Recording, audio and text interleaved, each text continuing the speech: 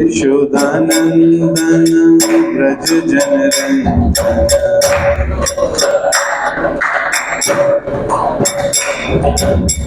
यशोदानंदन ब्रज जनरंजन ओ यशोदानंदन ब्रज जनरंजन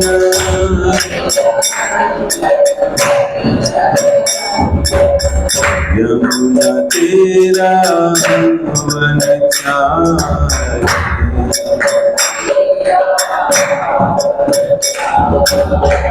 यमुना तेरा वन चारे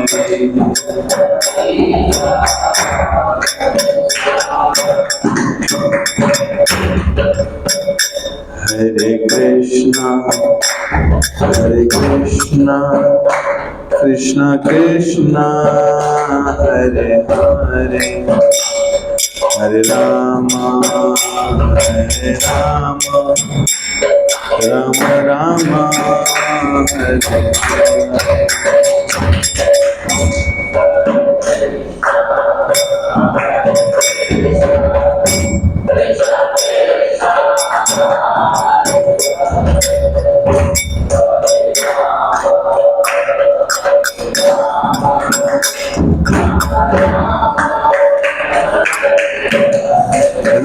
लेक्चर शुरू कर दीजिए।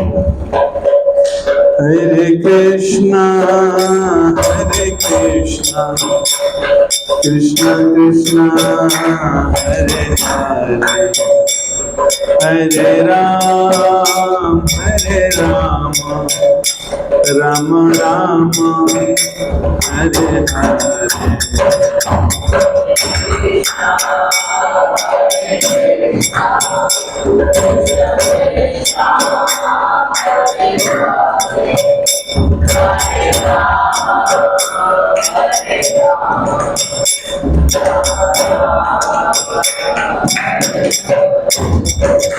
Hare Krishna, Krishna Hare Hare, Hare Rama, Rama Rama, Hare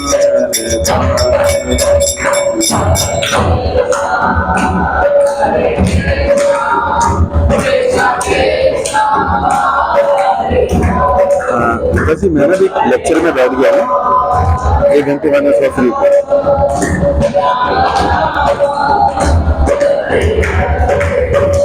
Hare Krishna, Krishna Krishna, Hare Hare, Hare Ram, Ram Ram, Hare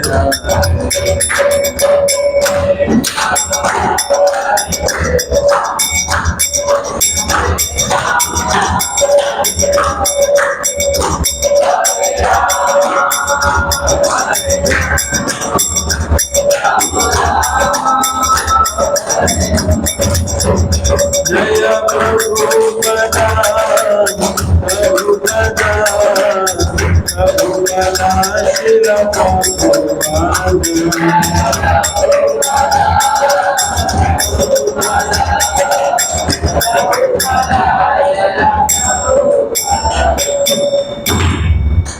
Hare Krishna. Jai Vishnupada Paramhans Prabhupada Stottra Shad. His Divine Grace Abhay Charanarvind Bhaktivedanta Swami Srila Prabhupada ki jai. Anant Koti Vaishnava Vrinda ki jai. Namacharya Shri Haridas Thakur ki jai. प्रेम से कहो श्री कृष्ण चैतन्य प्रभु नित्यानंद श्री अद्वैत गदाधर शिवासादि गौर भक्त वृंद की जय। श्री राधा कृष्ण गोप गोपीनाथ श्याम कुंड राधा कुंड गिरी गोवर्धन की जय। वृंदावन धाम की जय, मथुरापुरी धाम की जय, द्वारकापुरी धाम की जय, नवदीप मायापुर धाम की जय, पुरुषोत्तम श्री जगन्नाथपुरी धाम की जय। श्री राधा कृष्ण गो गोपीनाथ श्याम कुंड राधा कुंड गिरी गोवर्धन की जय। उपस्थित भक्त वृंद की जय। हिताय गौ प्रेमानंदे। All glories to the assembled devotees. All glories to the assembled devotees. Glories to Guru Granth. Glories to Srila Prabhupada. Hare Krishna.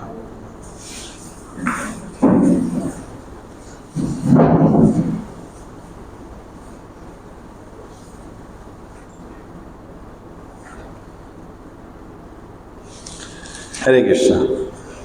तो आप सबका स्वागत है इस टीनेज रिट्रीट में, समर कैंप में।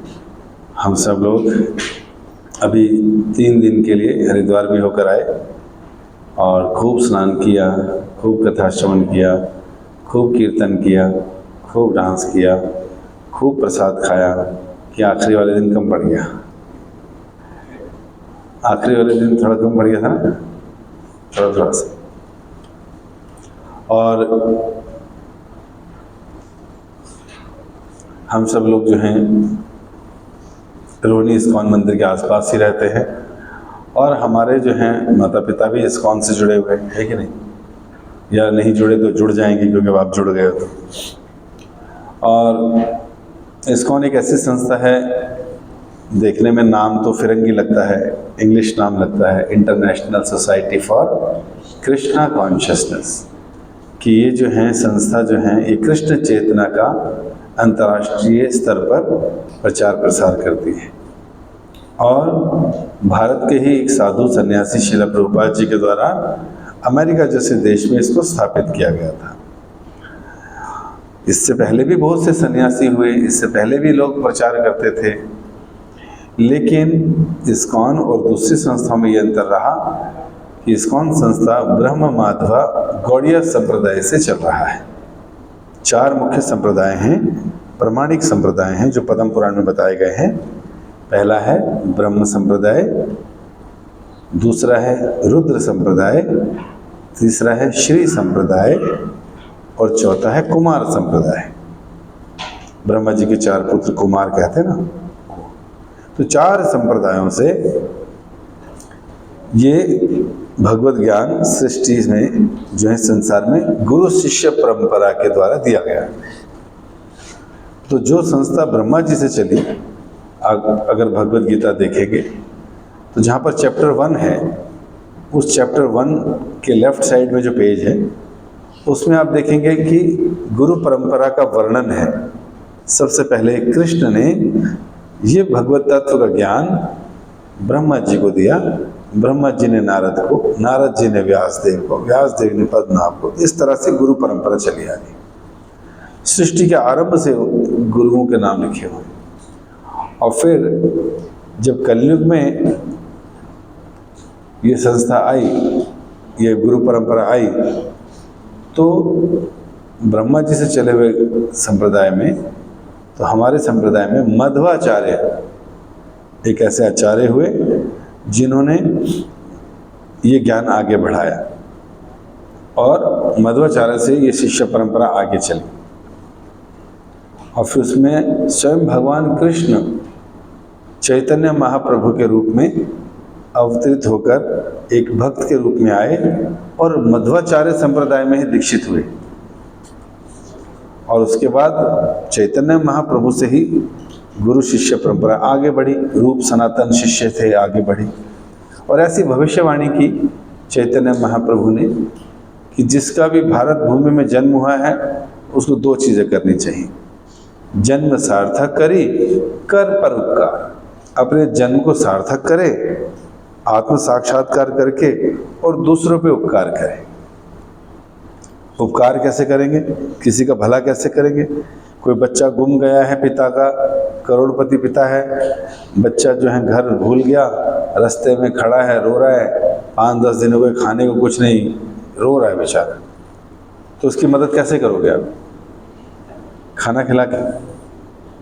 कोई उसको कपड़े दे देगा, कोई उसको चॉकलेट दे देगा, कोई उसको पैसे दे देगा, लेकिन इस सब से क्या उसकी समस्या का समाधान होगा? कब होगा? जब व्यक्ति उसको उसके पिता से मिलवा दे, क्योंकि अब सारी आवश्यकताएं उसके पिता ही पूरी कर देंगे। उसी तरह हमारे इस संसार में सारे सारे जीव जो हैं ये अपने पिता को भूले हुए हैं। इन्हें पता ही नहीं कि इनका बाप कौन है।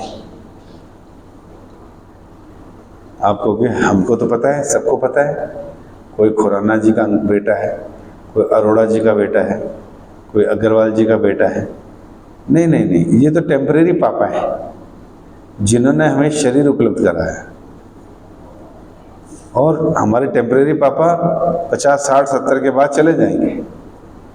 हमारा शरीर भी बढ़ेगा, हम भी 50, 60, 70 के बाद चले जाएंगे, लेकिन आत्मा हमेशा शाश्वत है, आत्मा हमेशा से रहेगा। तो आत्मा के पिता कौन है?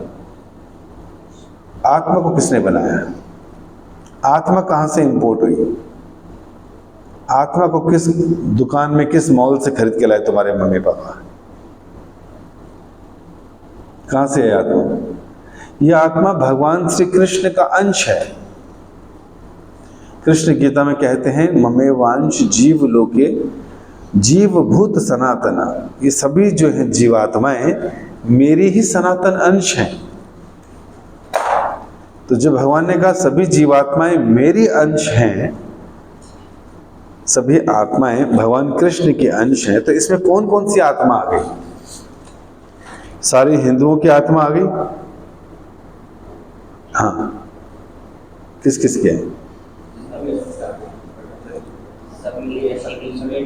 सभी की आ गई। मान लो चाहे हिंदू के शरीर में है वो आत्मा भी आ गई। सरदारों के शरीर के अंदर जो आत्मा है उसके पिता कौन है? कृष्ण है। बुद्धिस्ट लोग जो हैं उनके शरीर में भी आत्मा होती है, तो उस आत्मा के पिता कौन है? कृष्ण है। मुस्लिमों के तो नहीं होंगे, है ना? मुस्लिमों के अंदर आत्मा होती है? नहीं, आत्मा तो नहीं देखी गई कभी उनके शरीर में। होती है? ऑब्वियसली, अगर कोई व्यक्ति चल रहा है, बोल रहा है, जीवित है, इसका मतलब उसके अंदर आत्मा है। हाँ, ये बात अलग है कि वो आत्मा को आत्मा ना बोलकर रूह बोलते हैं। अंग्रेज लोग आत्मा को आत्मा ना बोलकर सोल कहते हैं, स्पिरिट कहते हैं। इसी तरह क्रिश्चियंस के अंदर भी जो आत्मा है वो भगवान कृष्ण की ही अंश है। मुसलमानों के हृदय में भी जो आत्मा है उसके पिता भी कौन है? कृष्ण हैं। अब जो कृष्ण हैं उनको अलग अलग धर्मों में अलग अलग नामों से पुकारा जाता है, और उसी भगवान के को समझने के 3 एस्पेक्ट हैं, उनको रियलाइज करने के 3 एस्पेक्ट हैं। ब्रह्मेति, परमात्मेति, भगवानिति शब्दते। अर्थात भगवान को रियलाइज किया जाता है भक्ति के द्वारा 3 तरह से। एक, भगवान श्री कृष्ण का सुंदर रूप, बांसुरी बजाने वाला, काले घने घुंघरालू बाल, श्यामल उनका रंग, पीताम्बरी ओढ़े हुए और बांसुरी बजाने वाले, ये हैं ओरिजिनल कृष्ण। अब जब यही कृष्ण पूरे विश्व भर में सभी जीवात्माओं की और कण कण के घट में, हृदय में पहुंच जाते हैं शिरोदक्षाई विष्णु के रूप में, तो परमात्मा रूप में सबके हृदय में उपस्थित हो जाते हैं। तो एक फॉर्म तो हो गया भगवान को समझने का, उनका ओरिजिनल फॉर्म कृष्ण रूप में। दूसरा, उनका एक्सपेंशन सब जीवात्माओं के हृदय में परमात्मा रूप में। और तीसरा, उनको रियलाइज करने का तरीका है उन्हीं भगवान के शरीर से निकलने वाला दिव्य तेज, प्रकाश, जिसे बोलते हैं ब्रह्म ज्योति। तो जो ब्रह्म ज्योति है वो भगवान के शरीर से निकलने वाला तेज है। तो 3 रियलाइजेशन है संसार में भक्ति की। पूरे संसार में प्रभुपाद जी कहते हैं इन्हीं के भक्त मिलेंगे। जैसे सबसे ज़्यादा लोग आपको पीएचडी करने वाले मिलते हैं, या ग्रेजुएट मिलते हैं, या प्राइमरी किए मिलते हैं। सबसे ज़्यादा क्लासेस कौन सी पढ़ी हुई है?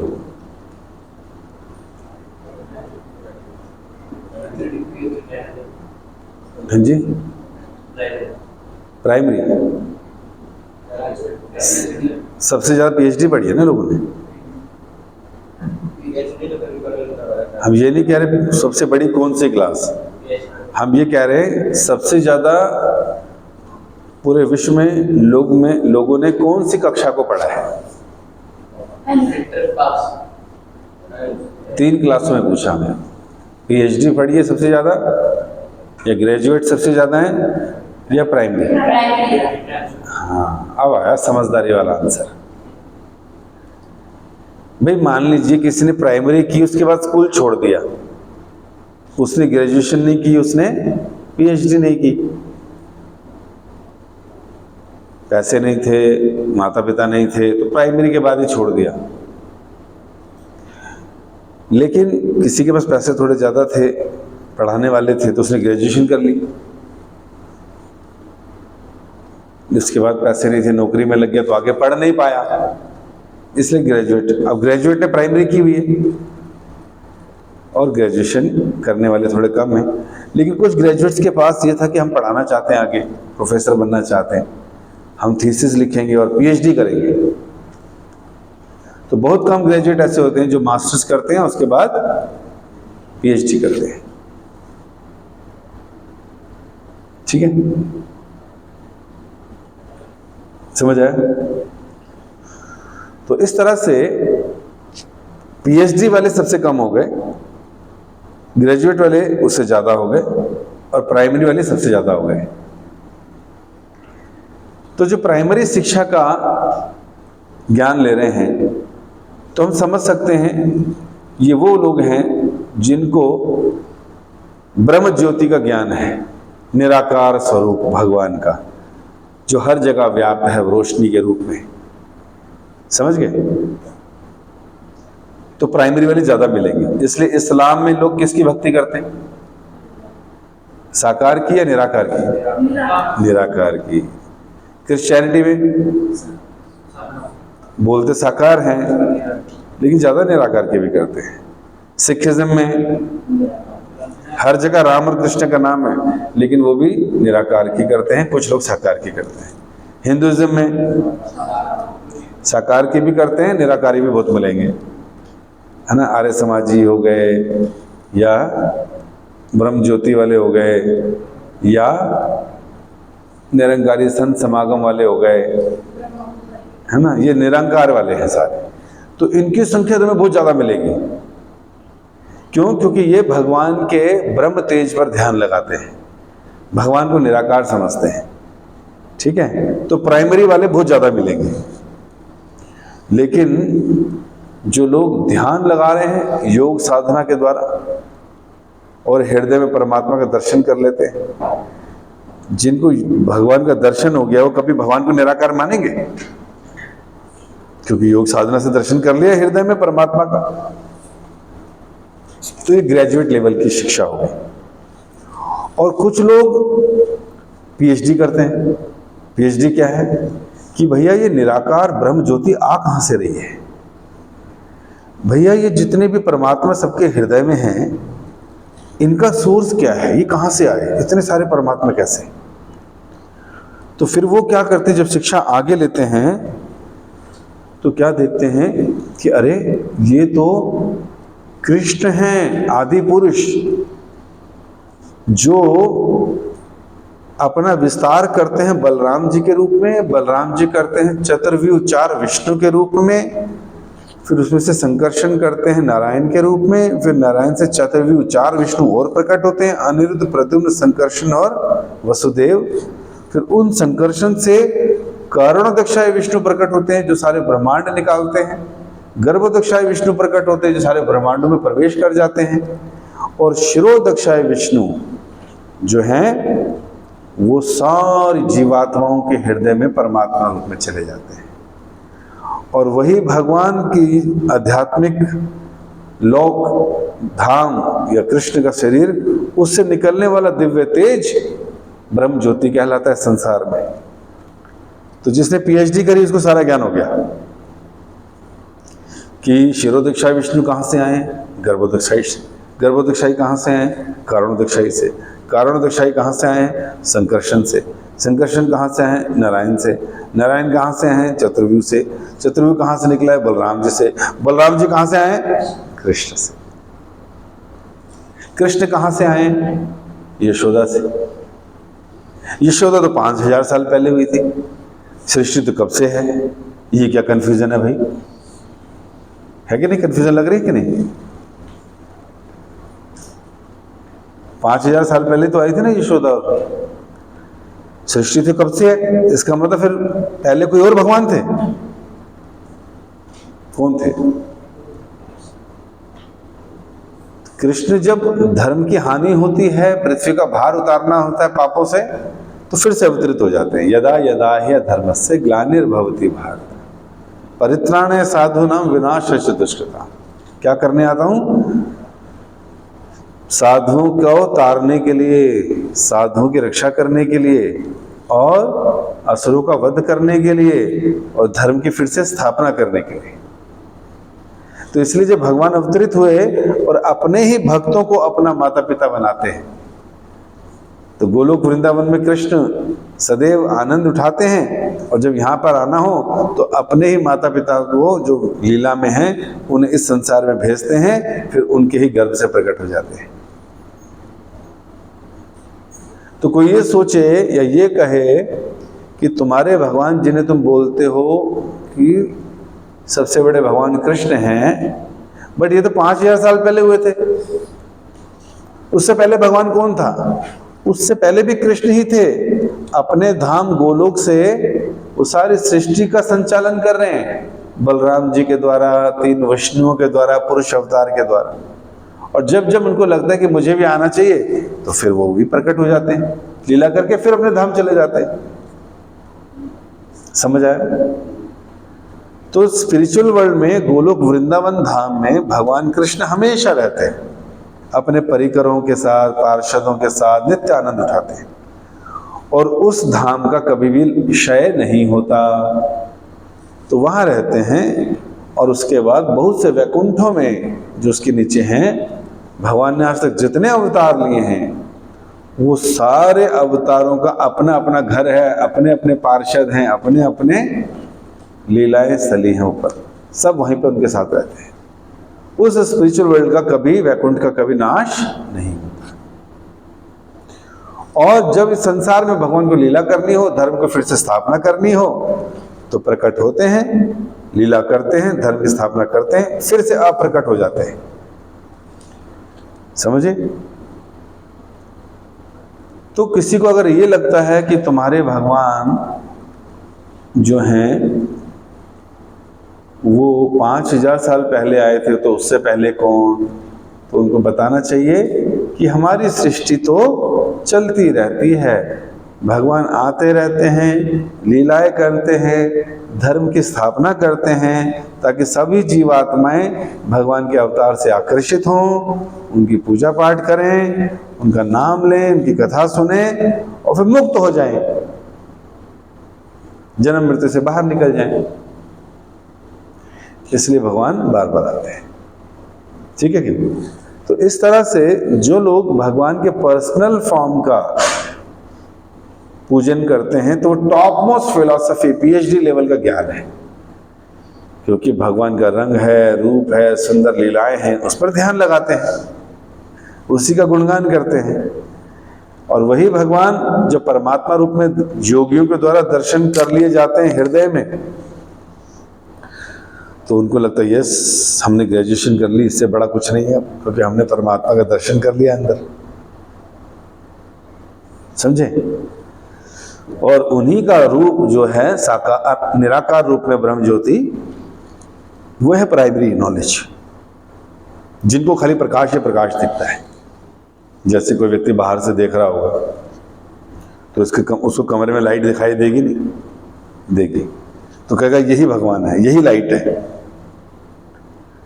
तो जब वो अंदर आएगा कोई दूसरा व्यक्ति, वो देखेगा नहीं नहीं, लाइट एक नहीं है, लाइट तो कई है, हर खंभे के पीछे लाइट है। और जो समझदार व्यक्ति होगा वो और उठेगा, ट्यूब लाइट को खोलेगा, अंदर देखेगा, अरे अरे ये रहा इसका कंडक्टर, ये रही तार, यहाँ से जलती है, तब जाके ट्यूब में लाइट आती है, और इसका प्रकाश कमरे में फैल जाता है। लेकिन जो बाहर से देख रहे हैं वो क्या कह रहे हैं? लाइट क्या है? खाली जो फैली हुई लाइट है, निराकार लाइट है, वही लाइट है बस। तो इस्लाम में, क्रिश्चियनिटी में, सिखिज्म में, हिंदुइज्म में, जहाँ जहाँ भी हमको निराकार कहने वाले लोग मिलते हैं तो हमें समझ लेना चाहिए कि उनके ज्ञान का स्तर क्या है, प्राइमरी ज्ञान है। जैसे किसी बच्चे को रूबा जी एग्जाम्पल देते थे, ये कहा जाए कि ठीक है भैया तुम जाओ 12 बजे बाहर निकलो और सूर्य का दर्शन करके आओ और हमें बताओ सूर्य कैसे दिखता है। दोपहर में 12 बजे कैसा दिखता है? देख ही नहीं पाते, आंखें चुंधिया जाती हैं, प्रकाश ही प्रकाश। तो उनका क्या डिस्क्रिप्शन था? जी हमने सूर्य देख लिया, आंखों को बहुत तेज लगता है, लाइट ही लाइट है, निराकार है, हर जगह व्याप्त है। फिर दूसरे को कहा आप एक काम करो, आप सायंकाल 6 बजे जाके सूर्य का दर्शन करो और बताओ सूर्य कैसा है। तो उसने गया, सूर्य को देखा, अरे बड़ा सुंदर है, सुंदर लालिमा है, गोल गोल है, दिखाई देता है, सुंदर रूप है इसका, है कि नहीं? और उससे निकलने वाले प्रकाश के कण हर जगह फैले हुए हैं परमात्मा रूप में, है ना? तो वो ये डिस्क्रिप्शन देता है। और तीसरे को कहा भैया तुम ये ग्रंथ पढ़ो और बताओ सूर्य कैसा है। तो ग्रंथ में क्या लिखा है? सूर्य नाम का एक लोक है, सूर्य के राजा विवस्वान हैं, वो 7 घोड़ों के रथ पर बैठकर पूरी पृथ्वी का चक्कर लगाते हैं और सुबह इस प्रकार इतने ज्यादा प्रकाश के साथ दिखाई देते हैं और सायंकाल सुंदर रूप में ग्लोब के रूप में दिखाई देते हैं। लेकिन अब जिसने केवल 12 बजे सूरज देखा वो क्या बोलेगा? नहीं नहीं मैं नहीं मानता, ऐसा नहीं होता, सूर्य तो बहुत चमकने वाला है, बहुत लाइट है, लाइट हर जगह, निराकार है। 12 बजे वाला ये बोलेगा। और शाम को 6 बजे वाला क्या होगा? नहीं नहीं ऐसा कुछ नहीं है, गोल गोल लाल लाल दिखता है, कोई घोड़े नहीं है, कोई व्यवस्वान नहीं है, कोई राजा नहीं है, कोई लोक नहीं है। लेकिन जिसने ग्रंथ पढ़े हैं, शब्द प्रमाण, वो कहेगा नहीं, सूर्य जैसे तुम्हें दिखता है दिन में वो बिल्कुल ठीक है, वैसे ही होता है वो, और शाम को ग्लोब की तरह दिखता है, एक कण कण में दिखता है ना? हाँ ऐसा भी है, लेकिन जैसा मैंने पढ़ा वैसा भी है। तो सबसे अच्छा प्राइमरी नॉलेज किसका है इसमें? जिसने दोपहर को देखा। ग्रेजुएशन लेवल का जिसने शाम को देख लिया। और पीएचडी लेवल का नॉलेज जिसने शास्त्र पढ़ के सूर्य की हर कला को समझ लिया। उसी तरह सनातन धर्म में जो शिक्षा है वो बहुत विस्तृत है, एक्सप्लेन्ड है, बहुत सारी व्याख्या के साथ है, ताकि हर व्यक्ति ठीक से समझ सके। इसलिए जो लोग योग्य नहीं हैं, जिन्होंने खाली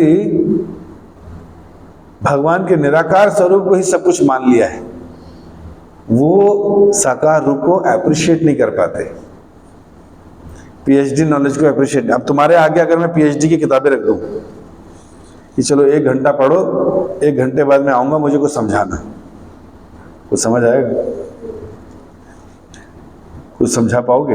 नहीं, क्योंकि अभी आप खुद प्राइमरी और सेकेंडरी क्लास के स्टूडेंट हो, तो बड़ी किताबों को पढ़ ही नहीं सकते, समझ ही नहीं सकते, समझे? तो इसीलिए दूसरे धर्म के लोगों को साकार भक्ति समझ नहीं आती, भगवान की लीलाएं समझ नहीं आती, उन लीलाओं में खोट निकालते हैं, उन लीलाओं को समझ ना पाने के कारण उसमें दोष निकालते हैं, भगवान में दोष निकालते हैं, उनकी लीलाओं में दोष निकालते हैं, उनके गुणों में दोष निकालते हैं, और इस प्रकार भगवान से विमुख हो जाते हैं। ये कौन लोग हैं? जिनकी योग्यता भी भगवान को समझ पाने की नहीं है। जैसे अभी तुम लोगों को सीधा मैं कॉलेज में ले जाऊं और कहूं ये टीचर आए हैं एमएससी के, बीएससी के, ये पढ़ाएंगे आपको आज अपना सब्जेक्ट, जब वो 1 घंटा पढ़ाएंगे तुम्हारे को समझ आएगा? कोई ऐसे सोएगा, कोई एक दूसरे से बात करेगा, कोई चौक मारेगा, कहेगा क्या पढ़ा रहा है, कुछ समझ नहीं आ रहा है कि नहीं? हमारे को तो क्या पढ़ना है? अपनी क्लास की बुक, ठीक है भैया, है ना, हमारे लिए तो यही ठीक है जो हम पढ़ रहे हैं, तुम्हारी बेकार है। इसीलिए दूसरे धर्म के लोग हमारे धर्म में खोट निकालते हैं, दोष निकालते हैं, गलतियां निकालते हैं। क्यों? क्योंकि उनको समझ नहीं आती। तो इस तरह से भगवान ने इस ज्ञान का विभाजन किया गुणों के हिसाब से, लोगों की योग्यता के हिसाब से।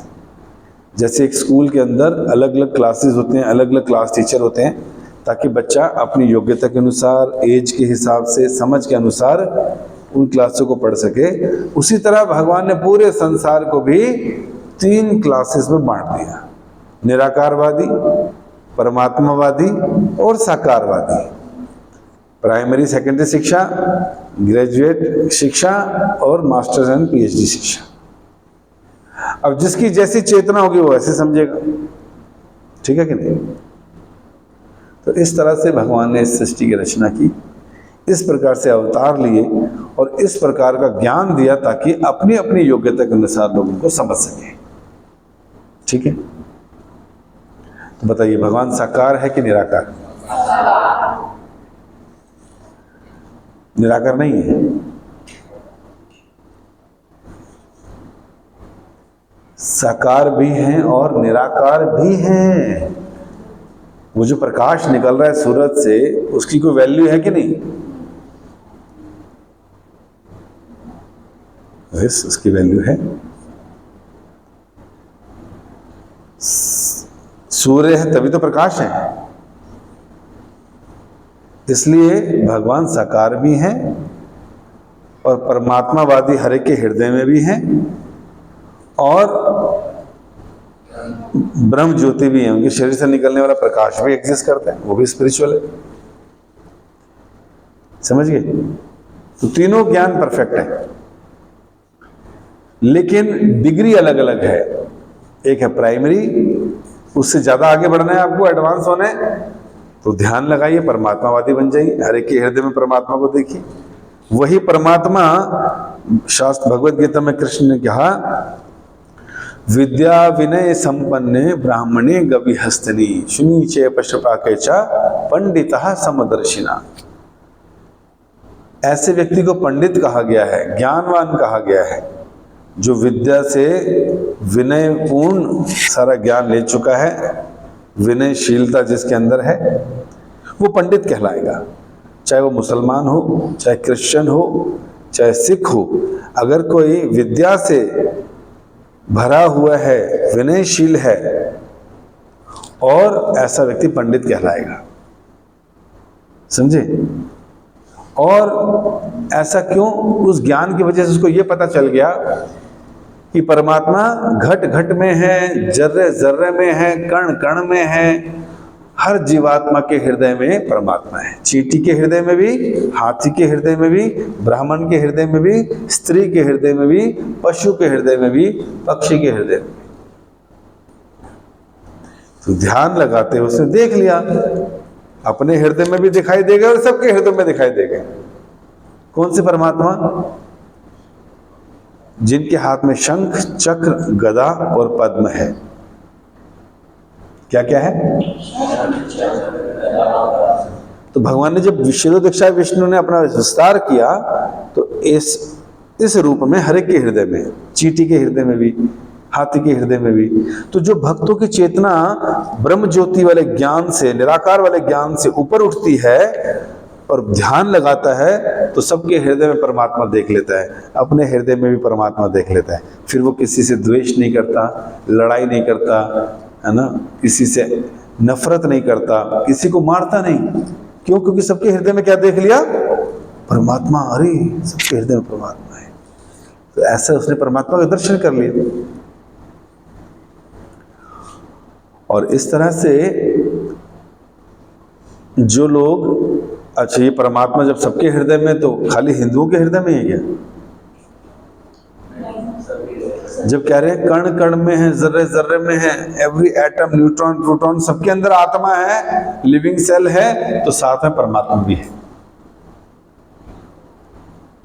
फिर वो क्रिश्चियन हो, उसके हृदय में भी 4 भुजाओं में खड़े हैं भगवान।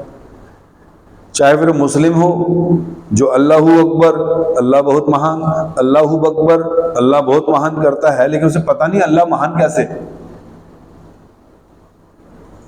उसको पता चलना चाहिए कि अल्लाह महान ऐसे क्योंकि उन्होंने सारी सृष्टि की है, उन्होंने परमात्मा रूप में सबके हृदय में वास किया है, उन्होंने सारा ब्रह्मांड तैयार किया है, इसलिए वो महान। और किस प्रकार मुसलमानों के हृदय में भी परमात्मा शंख चक्र गदा पद्म लिए है, बुद्धिस्ट के हृदय में भी शंख चक्र गदा पद्म, देवताओं के हृदय में भी शंख चक्र गदा पद्म लिए खड़े हैं भगवान, चींटी के हृदय में भी, पशु पक्षी के हृदय में भी। समझे? तो जहां जहां आत्मा जाएगा अपने कर्मों के हिसाब से, जैसा जैसा शरीर लेगा परमात्मा उसके साथ साथ चलेंगे। क्या काम है उनका? इस जीवात्मा के कर्मों का लेखा जोखा करना, अकाउंटिंग करनी, उनके कर्मों के साक्षी बने रहना, ताकि उसको अगली कौन सी योनि में जाना है उसको वहां भेज के उसके साथ जाऊं। तो ऐसे करते हैं। और इस तरह से तीसरी टॉप मोस्ट रियलाइजेशन है भगवान श्री कृष्ण परम भगवान है, जो ये सारा संसार चला रहे हैं, सब जीवों के हृदय में हैं परमात्मा रूप में, सबके हृदय में आत्मा भी दे दी तभी वो काम कर पा रहे हैं। और जो 5 तत्वों का शरीर मिला है वो भी भगवान की एनर्जी है। भूमि आपो अनल वायु खम मनो बुद्धिरेव चा। ये जो 8 तत्व हैं, भूमि जल अग्नि वायु आकाश, मन बुद्धि और अहंकार, ये भगवान की इंफीरियर एनर्जी है जिससे भगवान ने मटेरियल वर्ल्ड बनाया है।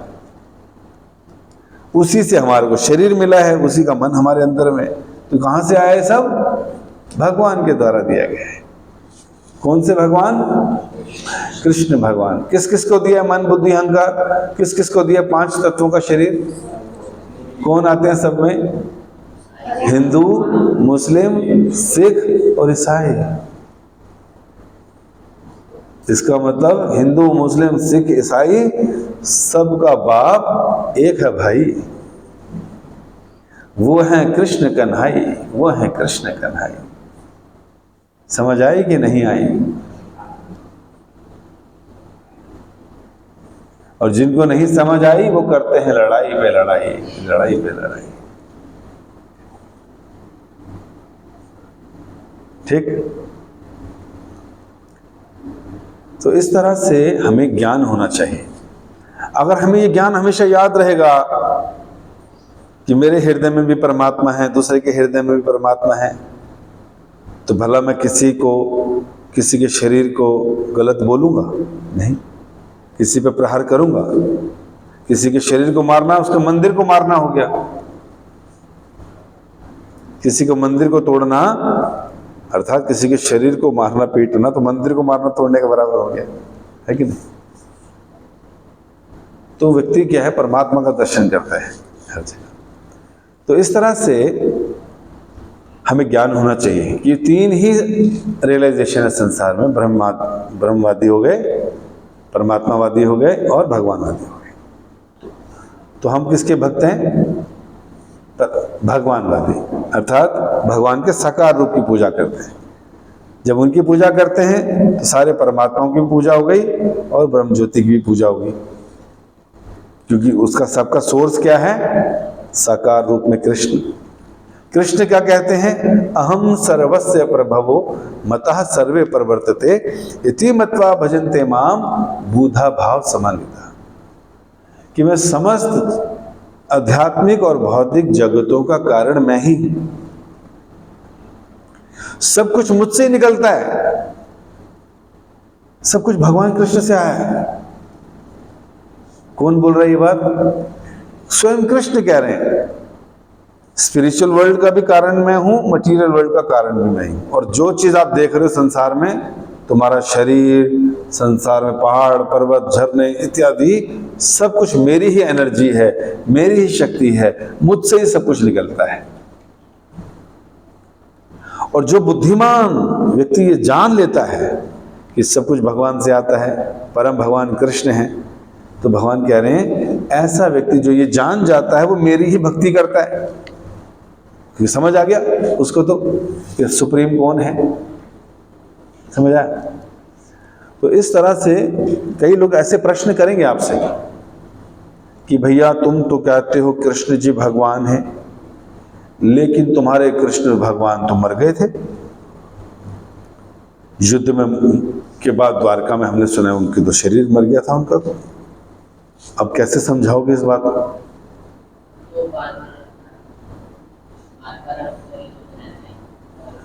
लेकिन उनका तो मृत्यु हो गई थी,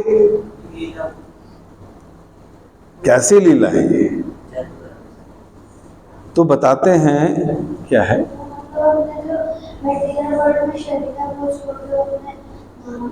भगवान का शरीर भी स्पिरिचुअल होता है। अब हमारी आत्मा, शरीर के अंदर आत्मा है, कौन है इसका बाप? कृष्ण।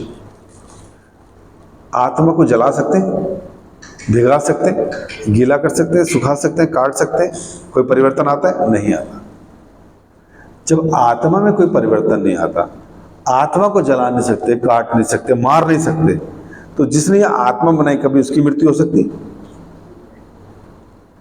तो ये प्रश्न करना कि नहीं तुम्हारे भगवान मर गए थे, उनको बोलो भाई जो आत्मा आज तक कोई मरी नहीं। कभी किसी न्यूज में सुने आज जो है श्रीमान राम कुमार गुप्ता जी की आत्मा मर गई? आत्मा नहीं मरती, शरीर छोड़ के चली जाती है और फिर से नए शरीर में प्रवेश कर जाती है। जब आत्मा नहीं मर सकती, भगवान की छोटी सी स्पिरिट आत्मा शरीर से निकाली भी, तो जिसने इसको निकाला वो कैसे मर सकते? ठीक है, समझ आ गया। दूसरा, अगर भगवान एक पेड़ पर बैठे थे, बांसुरी बजा रहे थे, अपने पूरे यदुवंश को आपस में लड़ाकर अपने धाम वापस भेज दिया था, अपनी लीला समाप्त कर रहे थे, क्योंकि ब्रह्मा जी और शिव जी आए थे। उन्होंने कहा था भगवान हमने आपको गोलोक से बुलाया था कि आप इस पृथ्वी का भार उतारिए, अब आपका काम पूरा हो चुका है, अब आप वापस अपने धाम जा सकते हैं। भगवान ने कहा ठीक है, तो मैं जाने की योजना बनाता हूँ। तो पहले सारे यदुवंशियों को भेज दिया आपस में लड़ाकर, और फिर खुद की बारी आई तो बैठ गए पेड़ पर, एक पैर पर दूसरा पैर रखा तो बांसुरी बजाने लगे।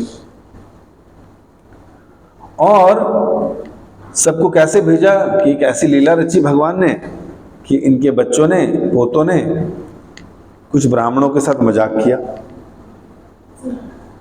कि भैया पेट में क्या रख लिया, एक लोहे का कुछ रख लिया, उसको लपेट लिया पेट में।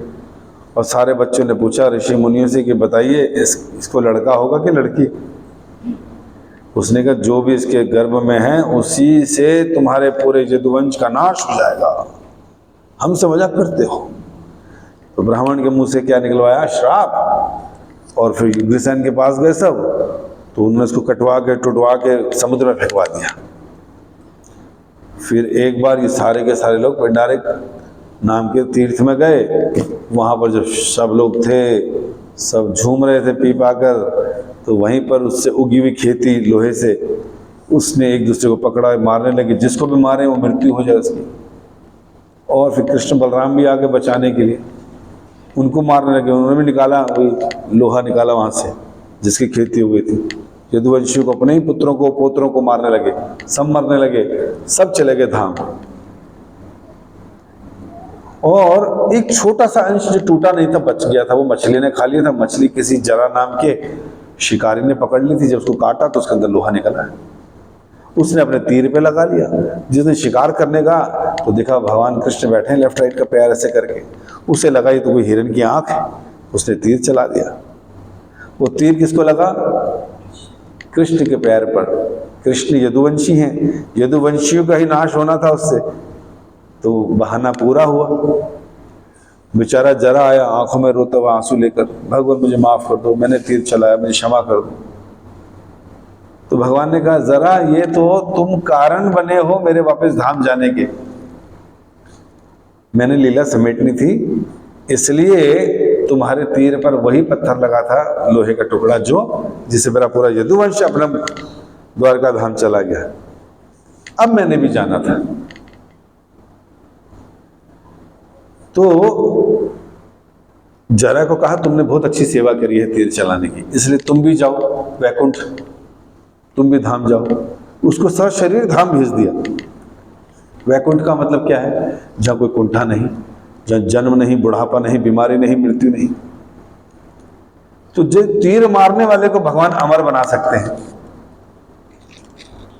तीर मारने वाले को वैकुंठ दे सकते हैं, सशरीर मुक्त कर सकते हैं। तो भगवान अपने को मुक्त नहीं कर सकते, अपने को वैकुंठ नहीं भेज सकते, अपने पैर से तीर निकाल के कपड़ा नहीं लपेट सकते। ये तो एबीसी आती है ना सबको, इतना काम तो कोई भी कर सकता है कि खून निकल जाए कपड़ा लपेट लो ताकि जहर ना फैले, कुछ ना फैले। तो भगवान ने जरा को भी अपने वैकुंठ भेज दिया और फिर भगवान स्वयं भी प्रकट हो गए। बलराम जी के मुख से भी भगवान शेष निकले, समुद्र में मिलके चले गए। तो ये लीला का पाठ है, इस संसार से जाने का तरीका उनका इस तरह से। जो आत्मा नहीं मर सकती तो भला भगवान कैसे मर सकते हैं? तो इस तरह से भगवान ने अपनी लीला कंक्लूड की। समझ आया? तो कई लोग ऐसे मिलेंगे जो बोलेंगे आपको कि आपके धर्म में तो देखो ऐसा हो गया, आपके धर्म में वैसा हो गया। तो ज्ञान हमें होना चाहिए, है कि नहीं? और इतना ही नहीं, ये भी कहा गया है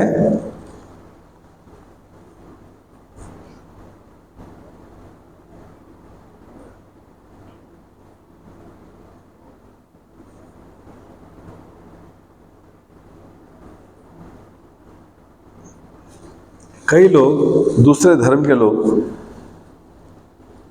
विशेषकर इस्लाम में लोग कहते हैं कि हमारी कुरान में लिखा है कि 1,24,000 नबी हुए, रसूल, आचार्य लोग, जो भगवत ज्ञान लेकर इस संसार में आए।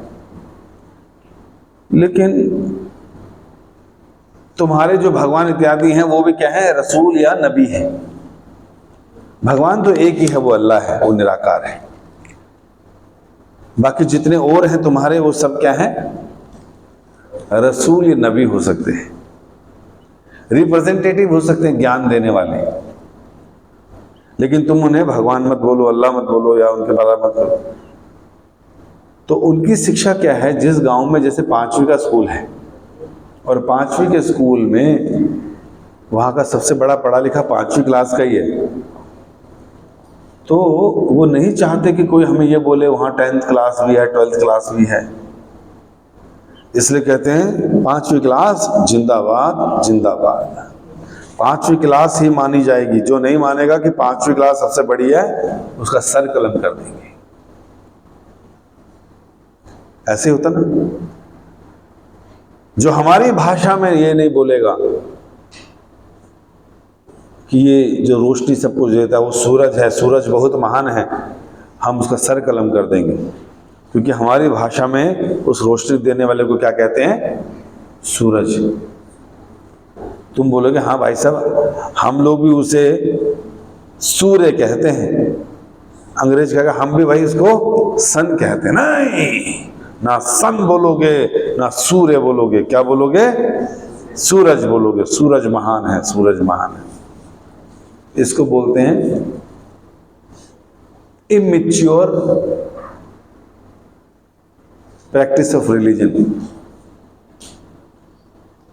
जहां के लोगों ने ये समझाया नहीं कि भाई 2 और 2 4 इंडिया में भी होते हैं, अमेरिका में भी होते हैं 2 + 2 4, और रशिया में भी होते हैं 2 2 चिश्ती। बात तो एक ही है। अब सोचिए, इतनी बड़ी कम्युनिटी को अगर ये समझा दिया जाए कि जिसे तुम अल्लाह बोलते हो उसे दूसरे लोग भगवान बोलते हैं, तीसरे लोग गॉड बोलते हैं, बात तो एक ही है, तो लड़ाई होगी?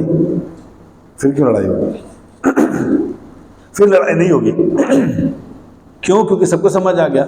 जैसे एक व्यक्ति है, फौज में काम करता है, ठीक है।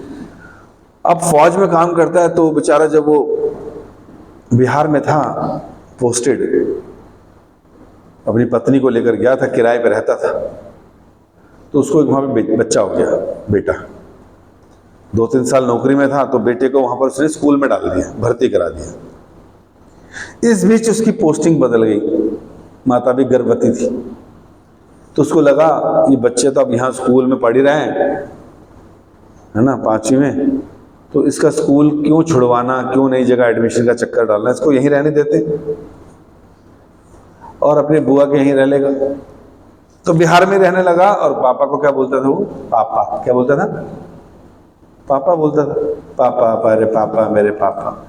अब पापा शिफ्ट हो गए मध्य प्रदेश, पत्नी को लेके, वहां पे संतान हो गई, वहां पे 5-7 साल की सेवा थी, तो वहां पर भी स्कूल में डाल दिया और वहां पर उसका बच्चा उनको बोलता था डैडी, क्या बोलता था, डैडी मेरे डैडी। अब यहां से भी उसकी शिफ्ट बदल गई, माता फिर गर्भवती हो गई। अब वो चला गया कन्याकुमारी। अब कन्याकुमारी शिफ्ट हो गया, इधर भी उसने अपने बच्चे को, बेटा तू इधर ही रख, तेरे स्कूल का चक्कर पड़ेगा, तू यहीं रहे अपनी मौसी के पास। कन्याकुमारी गया, वहां भी बच्चा हो गया, उसको भी स्कूल में डाला। वो बच्चा अपने पापा को बोलता था अब्बा अब्बा। हाँ, लेकिन क्या हुआ, 6-7 बार उसकी वहां से भी शिफ्टिंग हो गई और अब उसने उसको अपने बड़े भाई के पास रख दिया।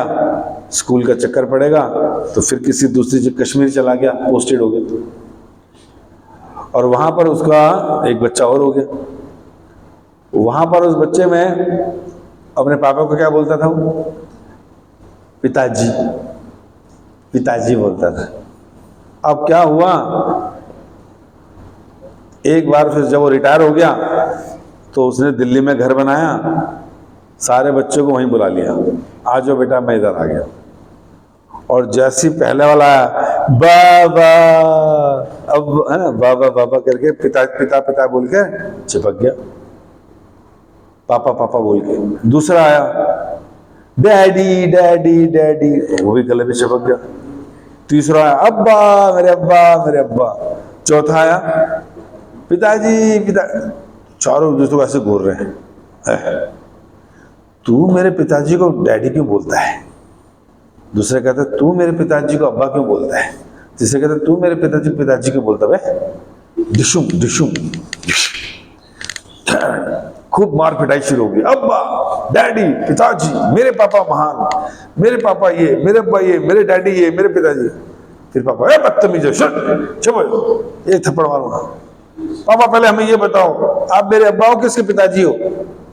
आप मेरे पिताजी किसके डैडी हो। आप इसके डैडी हो कि मेरे अब्बा हो। कहता बदतमीज हो, मूर्ख हो, तुम चारों का बाप मैं ही हूं। तुम बस पैदा अलग अलग घर में हो, अलग अलग रिचुअल करते हो, अलग अलग धर्म फॉलो कर रहे हो, लेकिन बाप तुम्हारा मैं ही हूं। नाम बदलने से कुछ नहीं होगा। तुम मुझे अल्लाह बोलो, तुम मुझे गॉड बोलो, तुम मुझे कृष्ण बोलो, लेकिन है तो एक ही। नहीं, अगर ये तुम्हें डैडी बोलेगा तो उसको कत्ल कर दूंगा।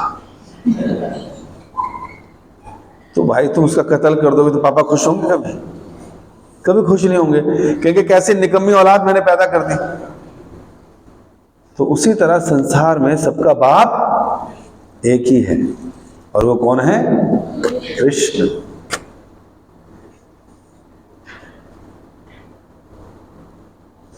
और इस तरह से जो लोग ये सोचते हैं कि नहीं अलग अलग है, वो बेचारे लड़ाई करते हैं, परेशान रहते हैं। इसलिए कई लोग ये सोचते हैं, खासकर इस्लामिक लोग, कि हमारे जो 1,24,000 रसूल हुए थे उसमें से कृष्ण राम भी एक रसूल होंगे। रसूल का मतलब होता है आचार्य, रसूल का मतलब होता है गुरु, रसूल का मतलब रिप्रेजेंटेटिव, जो भगवान के संदेश को ही नीचे प्रचार करके बताते हैं। मोहम्मद जी भी एक रसूल हैं, जीसस क्राइस्ट भी एक रसूल या नबी हैं, गुरु नानक देव जी भी एक गुरु हैं, रसूल हैं या नबी हैं। लेकिन कृष्ण वो रसूल या नबी या गुरु नहीं है, वो पूर्ण पुरुषोत्तम भगवान है, the supreme personality of God head, वो भगवान है। सारे के सारे प्रतिनिधि, गुरु, रसूल ये बोलते हैं कि भगवान अल्लाह गॉड कितने महान हैं, उन्होंने सृष्टि की है, उनसे प्रेम करो, उनकी इबादत करो, उन्होंने ही संसार बनाया, उन्होंने ही झरने पेड़ पौधे बनाए, सब ये बोलते हैं।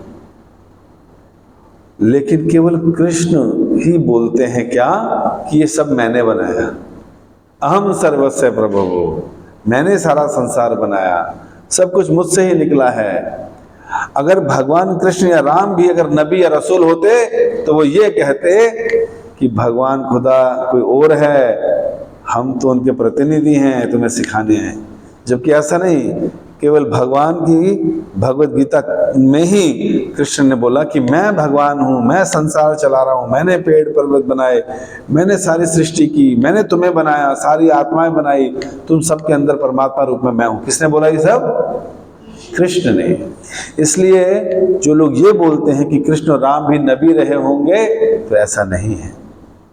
कृष्ण राम परम भगवान हैं, साकार रूप में हैं, वो निराकार रूप में तुम्हें अल्लाह के रूप में समझ आते हैं, दूसरों को और किसी रूप में समझ आते हैं, जबकि वो हैं साकार रूप में पूर्ण पुरुषोत्तम भगवान कृष्ण। इसलिए अगर कोई ये बोलता है कि वो रसूल या नबी थे, तो ऐसा नहीं हो सकता, क्योंकि कभी भी कोई रसूल या नबी या आचार्य या गुरु अपने को भगवान नहीं बोलता। इसलिए जीसस क्राइस्ट ने भी क्या बोला कि मैं भगवान नहीं हूं, मैं तो भगवान का पुत्र हूं।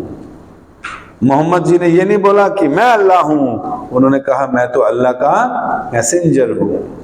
गुरु नानक देव जी ने कभी नहीं बोला कि मैं ही रब हूं, उन्होंने कहा मैं तो उनका दास हूं और गुरु हूं। लेकिन कृष्ण ने बोला कि मैं ही भगवान हूं, मैंने ही सृष्टि की है, मैं ही सब जीवात्माओं का मालिक हूं। किसने बोला? कृष्ण ने। इसलिए वो गुरु या रसूल नहीं है, वो परम भगवान हैं। तो ये ज्ञान हमें होना चाहिए। और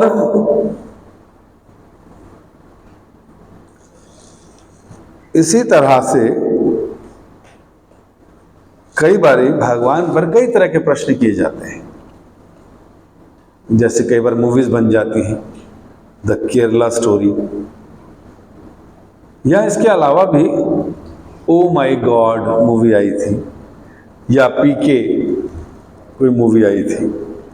तो इन फिल्मों के द्वारा जो निर्माता निर्देशक हैं, वो सारे लोग जो हैं ना, उन्हें अक्ल ही नहीं है, शास्त्र थोड़ी पढ़े उन्होंने, वो तो सुनी सुनाई बातों के हिसाब से क्या करते हैं, मूवी बना देते हैं। जैसे अब एक फिल्म आई आदि पुरुष, और आदि पुरुष क्योंकि सबको पता है आजकल भारत में हिंदू ज्यादा हो रहा है, तो मूवी चलाऊंगा राम के नाम पे, तो खूब बेचेगी, खूब करोड़ों कमाऊंगा। बढ़िया एक्टर भी ले लिया, बढ़िया एक्ट्रेस भी ले ली, बढ़िया हनुमान जी भी ले लिए, बड़े ग्राफिक भी लगा दिए।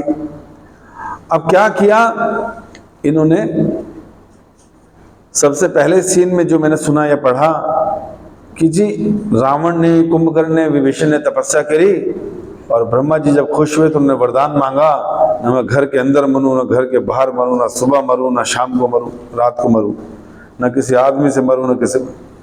तो ये तो डायलॉग इन्होंने नरसिंह भगवान के प्रकटने से पहले जो ब्रह्मा जी से मांगे थे हिरण्यकशिपु ने, वो डायलॉग लगा दिए इसने कि हिरण्यकशिपु ने तपस्या करी और तपस्या में ब्रह्मा जी प्रसन्न हुए, तब उन्होंने कहा जी मुझे अमर कर दो। ब्रह्मा जी ने कहा अमर तो बेटा मैं भी नहीं हूं।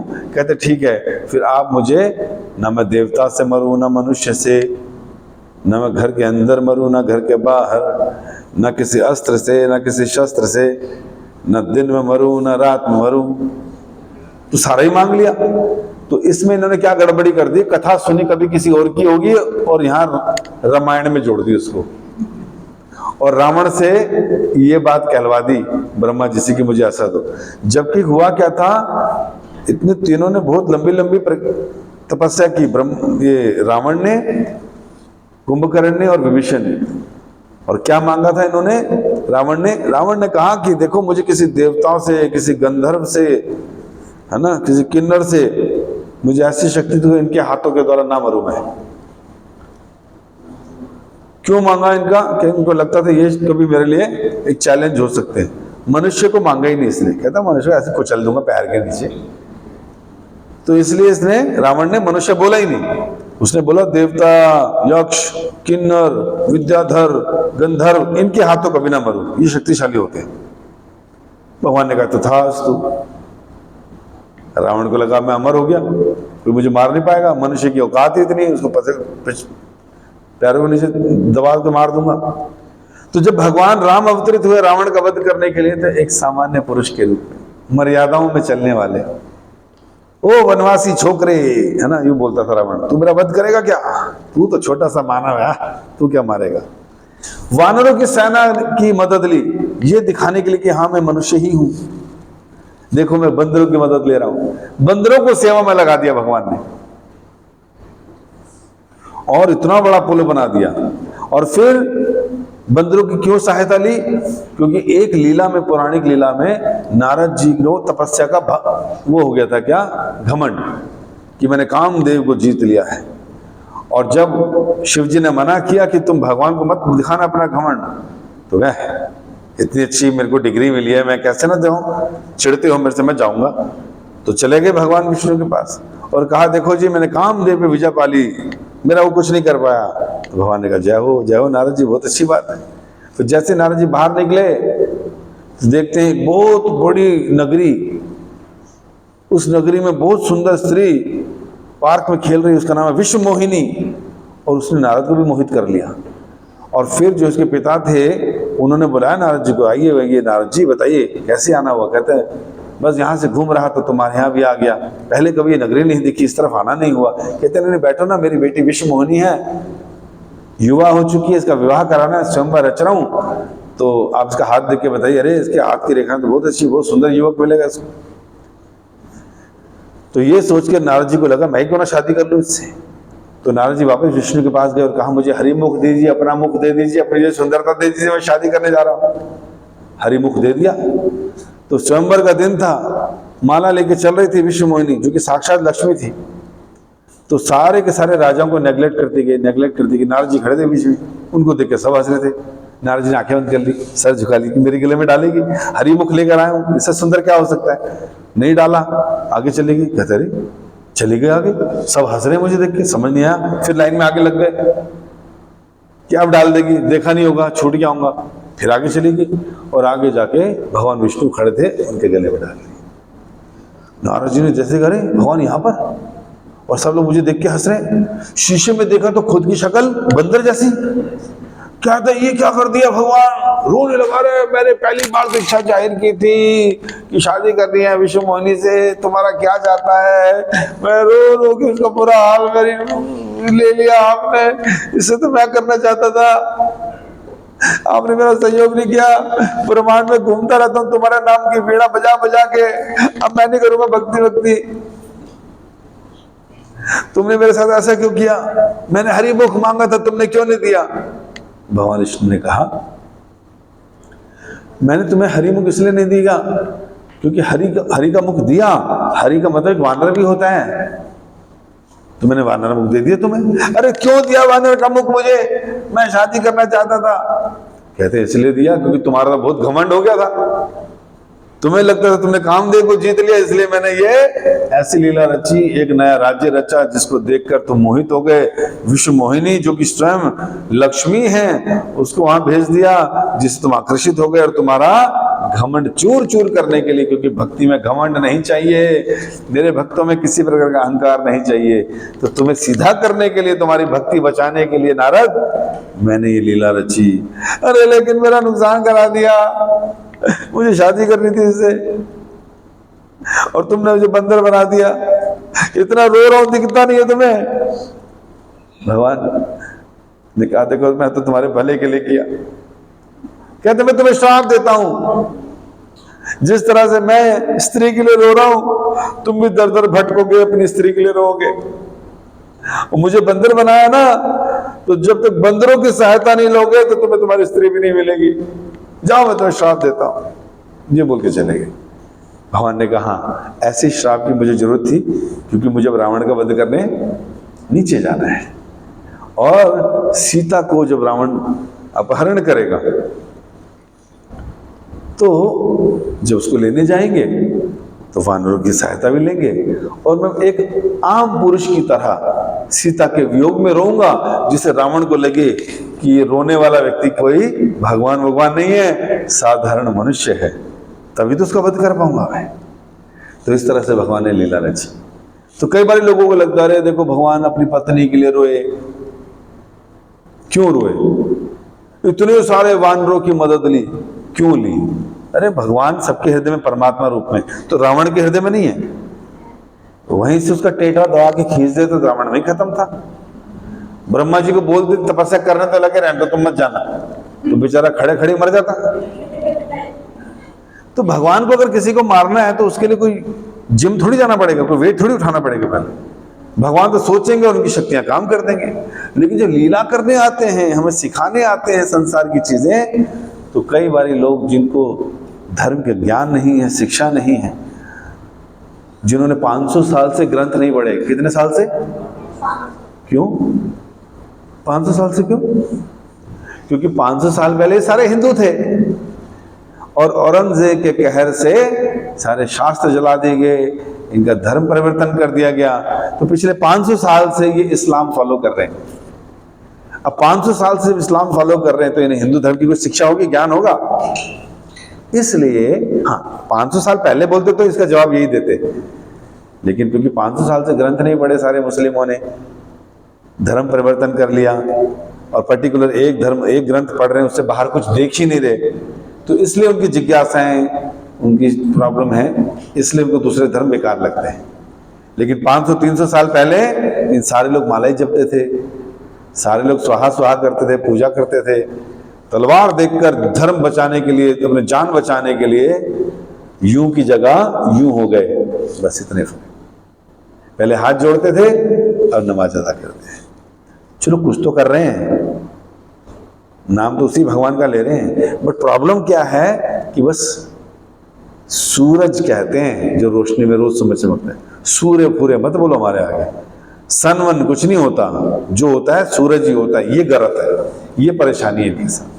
नहीं तो इनका धर्म भी ठीक ठीक है, निराकार की भक्ति सिखाता है, कर सकते हैं। हमारे यहाँ भी निराकार की है, आर्य समाजी भी निराकारी बने हुए है ना, तो उनकी तरह कर ले, कोई दिक्कत नहीं है। लेकिन इतना अहंकार, इतना लड़ाई झगड़ा, तो ऐसे लोग धर्म का पालन जब ऐसे मूर्ख लोगों के अंडर में रह के करते हैं, धर्म की हानि होती है, लोग धर्म से दूर हो जाते हैं, लोग परेशान हो जाते हैं कि कैसा धर्म पालन कर रहे हैं, और लोग अल्लाह को, लोग मोहम्मद को गालियां देने लगते हैं ऐसे लोगों के बिहेवियर से।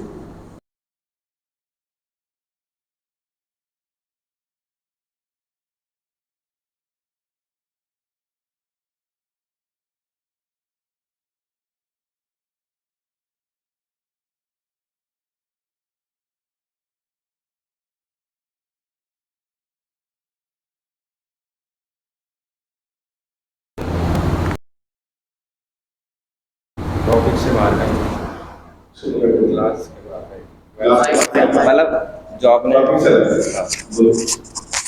भाई में। तो जैसे प्रभु जी जहाँ से यहाँ पे मंदिर में ये कहते हैं, मतलब यहाँ पे सुनते हैं कि मतलब काफ़ी स्टूडेंट्स को ये होता है कि दिन में पढ़ाई करे कि रात में, तो यहाँ पे कहते हैं कि मतलब 9-10 बजे सो जाना चाहिए। तो बाकी जो हमारे कोचिंग वगैरह जाते हैं वहाँ के वो सर अपनी स्टोरी में बताते हैं कि मैं 12 बजे पढ़ने बैठता था और सुबह के 5 बजे पढ़ता था, और वो सीए हैं। तो मतलब इस पर कैसे पॉइंट आउट करें? हाँ, तो आप स्टूडेंट और आप कह रहे हैं कि हमें कब सोना चाहिए, कब उठना चाहिए, कब पढ़ना चाहिए। आजकल कलयुग चल रहा है, कलयुग में रात को नौकरी करना, रात को बाहर निकलना, रात को पढ़ना, ये सारा जो है ट्रेंड में है, क्योंकि पूरा दिन शोर बहुत होता है। लेकिन इसलिए लोग बोलते शांति से रात को पढ़ पाए, और लोगों की आदतें भी ये हो चुकी है, 1-2 बजे सोना, 2-2:30 बजे सोना, सुबह 8-9 बजे उठना। तो उससे क्या है कि सर्कल और साइकिल चेंज हो गया।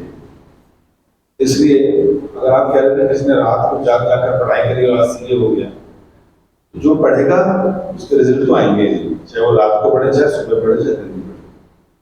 हमें ये देखना चाहिए कि वैदिक टाइम में क्या होता था कि लोग सुबह जल्दी उठते थे, ब्रह्म मुहूर्त 4 बजे उठकर जो पढ़ते थे उस समय देवता विचरण कर रहे होते हैं और हमारा जो बुद्धि है उसमें बड़ी शुद्ध और साफ और क्लियर होती है। ऐसे समय में हम जो भी पढ़ते हैं, जो भी सीखते हैं, उसको बहुत शक्ति मिलती है, उसमें हमको ज़्यादा से ज़्यादा चीज मेमोराइज रहती है और ज़्यादा एफिशिएंट होती है। तो बेस्ट टाइम है सुबह 4 बजे से पढ़ना, क्योंकि सतोगुण का टाइम है। तो सतोगुण के टाइम में पढ़ते हैं तो उससे हमें ज़्यादा अच्छे रिजल्ट आते हैं। आप 4 घंटे 6 घंटे सुबह पढ़ लेंगे तो पूरे दिन के पढ़ने के बराबर हो जाएगा। जो लोग सोचते हैं कि नहीं पूरा दिन खेल कूद लो, काम कर लो, ये कर लो, वो लोग हम शाम को पढ़ेंगे 8 बजे से 9 बजे से या 10 बजे के बाद से, तब शांति होती है। तो हो सकता है रिजल्ट उसमें भी आ जाएगा, लेकिन वह तामसिक समय। हम भी तामसिक है, खाना पीना मांसाहारी ये वो तामसिक समय में पढ़ रहे हैं। अगर रिजल्ट आ भी गया अच्छा, तो पैसे जो आएंगे वो तामसिक जगहों पे इस्तेमाल होंगे, पाप कर्मों में इस्तेमाल होंगे, भोगों में इस्तेमाल होंगे। तो उद्देश्य ये नहीं कि पास होना, उद्देश्य यह है कि सही चेतना के साथ पास होना, वैल्यूज के साथ सीखते हुए पास होना। इसलिए बेस्ट टाइम है स्टूडेंट्स के लिए सुबह 3:30 बजे उठ जाए, ना करके 4 बजे से पढ़ाई शुरू कर दें। सुबह 3-4 घंटे पढ़ेंगे, जो पढ़ेंगे याद रहेगा। और वही टाइम अगर आप बाद में लगाएंगे दोपहर में, शाम को, तो वही 9 घंटे का काम, वही 3 घंटे में 9 घंटे का काम है सुबह वही। तो ये हमें डिसाइड करना है, ठीक है। और कोई प्रश्न कैसे?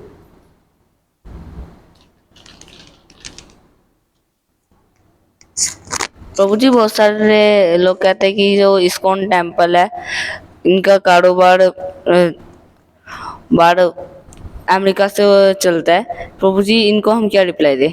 अमेरिका से बहुत सारे लोग कहते हैं। लोग ऐसे इसलिए बोलते हैं। एक वीडियो था राजीव दीक्षित जी का, जो स्वदेशी पे ज्यादा बल देते थे कि देश की चीजें लो, देश की चीजें इस्तेमाल करो, देश की चीजों का खरीदो ताकि यहीं के लोग अमीर हो। अच्छी भावना थी, लेकिन उनके पास कहीं से इंफॉर्मेशन आ गया कि एक ऐसा मंदिर है इस्कॉन का, जिसका नाम भी उन्होंने लिया है इस्कॉन बेंगलोर। इस्कॉन बेंगलोर अपना 3 महीने का प्रॉफिट अमेरिका भेजता है, जितना कि कोलगेट 1 साल में नहीं कमा पाता। तो इसलिए हमें इस्कॉन मंदिरों से दूर रहना चाहिए, इस्कॉन में पैसे नहीं देने चाहिए। हमें वहाँ ज़्यादा भक्ति नजर आती है। ये लोग हमारा पैसा लेकर अमेरिका में भेज देते हैं। आज इन्होंने हर देश में मंदिर बना दिए हैं, हर जगह गुल्लक बॉक्स लगा दिए हैं ताकि ज़्यादा से ज़्यादा पैसे आए। तो उन्होंने ऐसे ऐसे कुछ स्टेटमेंट दी। देखिए, इतनी पवित्र संस्था के प्रति अगर कोई अपराध करेगा बिना जाने, बिना ठीक से रिसर्च किए, तो उसका बुरा होगा।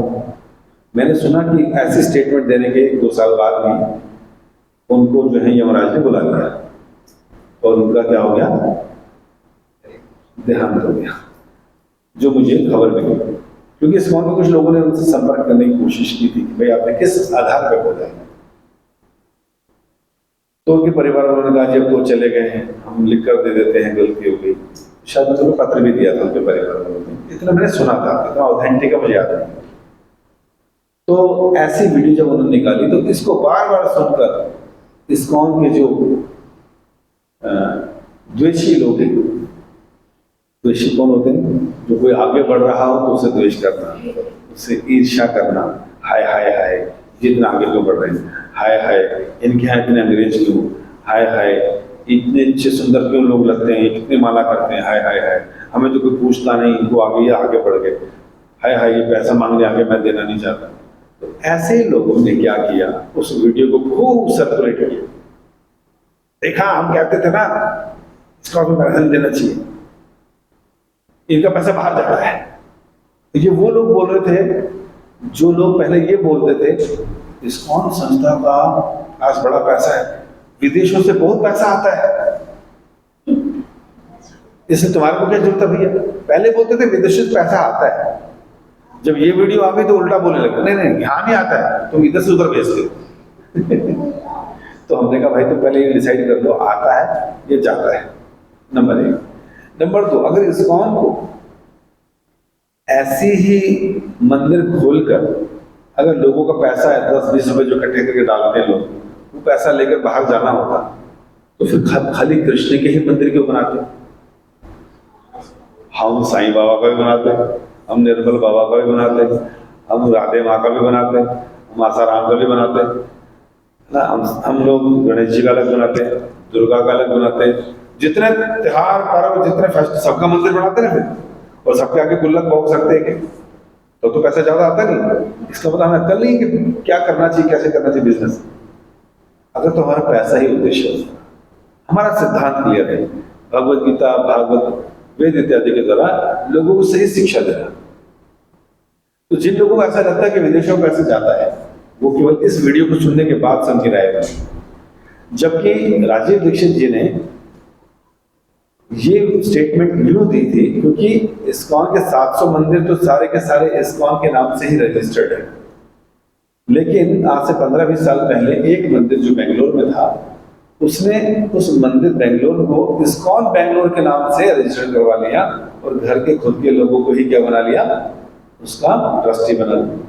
जब इस्कॉन को पता चला कि ये मंदिर ऐसे ऐसे कब्जा लिया गया है, तो उनके ऊपर केस किया गया कि भैया ये मंदिर वापस लाओ। तो जब उन्होंने नहीं दिया, केस लड़ने लगे। तो कहते छोटी जो निचली अदालत डिस्ट्रिक्ट में जज थे, उन्होंने उनकी फेवर में दे दिया डिसीजन। फिर हमने हाई कोर्ट में अपील की, हाई कोर्ट ने हमारी फेवर में दे दिया कि ये बिल्कुल फ्रॉड है जी, पेपर ऐसे ऐसे लगाए गए, अपना नाम कर लिया, इस्कॉन संस्था का था, इनको तुरंत मंदिर खाली करके दो इस्कॉन को वापस। तो ऐसा स्टेटमेंट आया। फिर उसने सुप्रीम कोर्ट में कर दिया कि और दिन बच जाएंगे इससे। तो वो जो इस्कॉन मंदिर है बेंगलोर, राजीव दीक्षित ने उनका नाम लिया है कि ये लोग पैसा भेजते हैं विदेश में।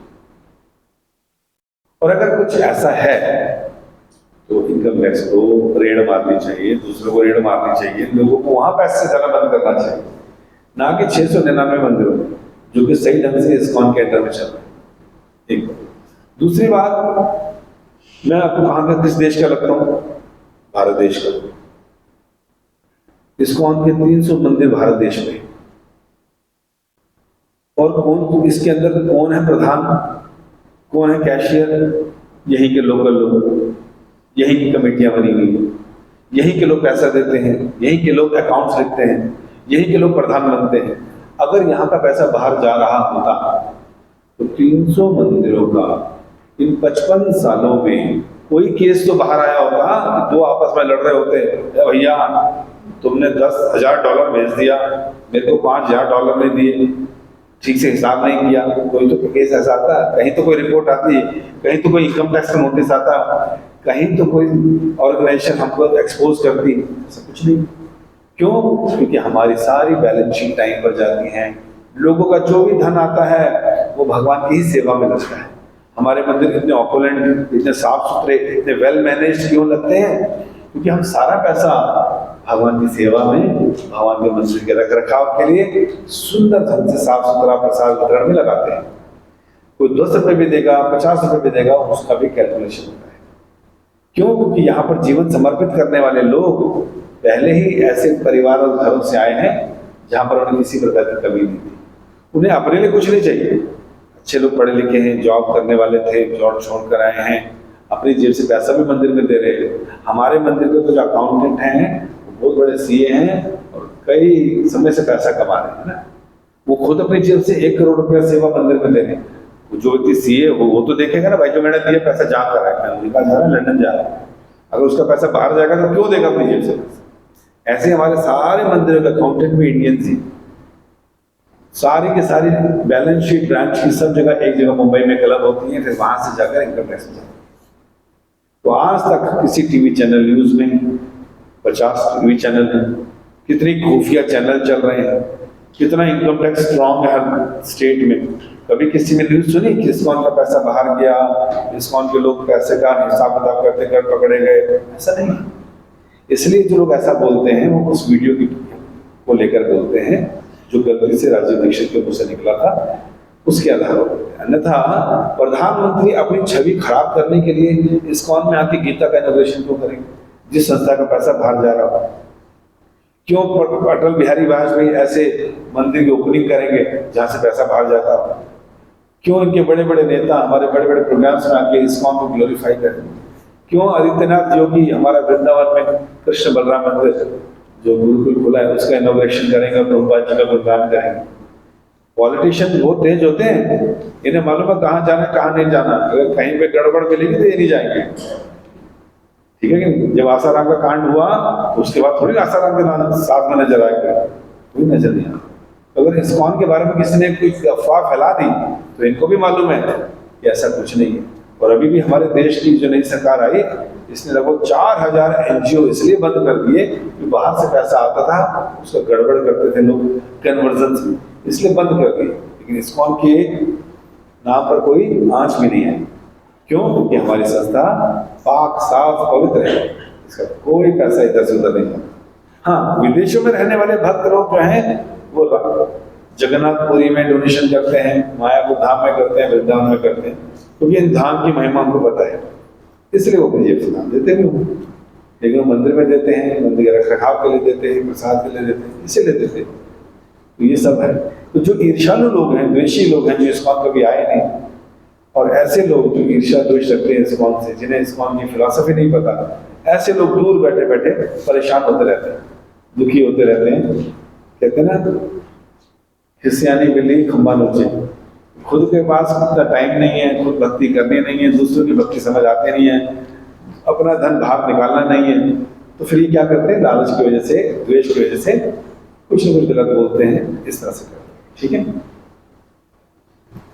और कुछ? धन्यवाद। हरे कृष्ण।